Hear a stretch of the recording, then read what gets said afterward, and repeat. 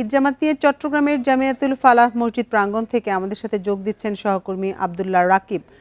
রাকিব, চট্টগ্রামে ঈদের প্রধান জামাত কখন অনুষ্ঠিত হবে এবং ঈদকে ঘিরে সার্বিক নিরাপত্তা ব্যবস্থা কেমন মহানগরের? এই ঈদে জামা জুতো অ্যাকসেসরিজের ডিসকাউন্ট।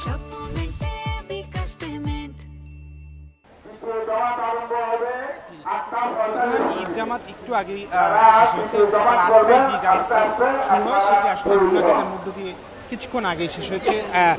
প্রথম জামাত শেষে মানুষজন এখন আসলে কুশল বিনিময় করছেন, কোলাকুলি করছেন, যেটি চিরাচরিত নিয়ম অনুযায়ী চট্টগ্রামের এই প্রথম জামাতে চট্টগ্রামের যে রাজনৈতিক ব্যক্তিবর্গ আছে, বিশেষ করে আমরা বিএনপি জামাত থেকে শুরু করে জাতীয় পার্টির নেতৃবৃন্দকে আমরা দেখেছি এবং চট্টগ্রাম সিটি কর্পোরেশনের মেয়র ডক্টর শাহাদাত হোসেন তিনিও এই প্রধান জামাতে যোগ দিয়েছেন এবং প্রথম কাতারে তারা প্রত্যেক রাজনৈতিক দলের সদস্যরা পাশাপাশি অবস্থান করেই ঈদের নামাজ আদায় করেছেন এবং বর্তমানে দ্বিতীয় জামাত যেটি হবে ৮টা ৪৫ সেটির জন্য প্রস্তুতি চলছে এবং সেখানেও প্রথম জামাতে প্রায় একেবারে লোকারণ্যভাবে এখানে প্রধান ঈদ জামাতটি অনুষ্ঠিত হয়েছে।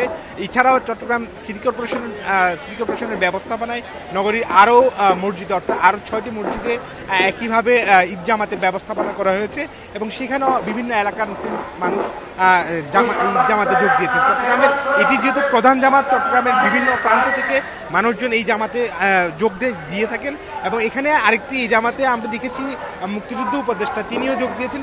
তিনি একটু পরেই গণমাধ্যম কর্মীদের সাথে কথা বলবেন বা ঈদ শুভেচ্ছা বিনিময় করবেন।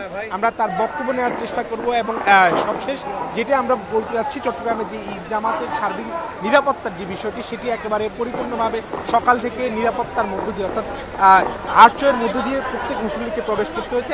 এখন পর্যন্ত চট্টগ্রামের যে সার্বিক ঈদের জামাতের পরিবেশ সেটি সুষ্ঠু রয়েছে। চট্টগ্রাম থেকে ঈদ জামাতের সবশেষ তথ্য জানাচ্ছিলেন সহকর্মী আব্দুল্লাহ রাকিব।